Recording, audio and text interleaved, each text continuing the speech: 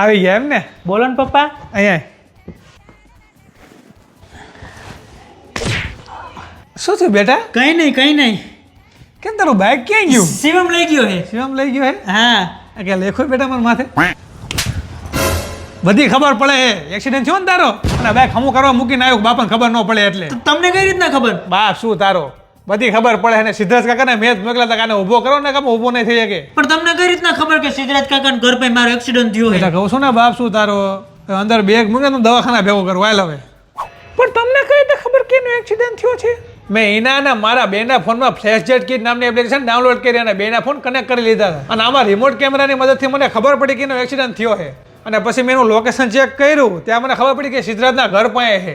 તો મેં સિદ્ધરાજને ફોન કરીને મોકલો. અને બીજા ઘણા બધા એવા ફીચર છે આમાં જે આપણી ફેમિલી માટે હેલ્પફુલ અને પ્રોટેક્ટિંગ છે. આ એપ્લિકેશનની મદદથી તમે તમારા ખાસ વ્યક્તિ ઉપર નજર રાખી શકો છો અને એમની કેર કરી શકો છો. તો આજે જ ફ્લેશ જેટ કિટ નામની એપ્લિકેશન ડાઉનલોડ કરો, પણ હા, સામેવાળાની પરમિશન લઈને.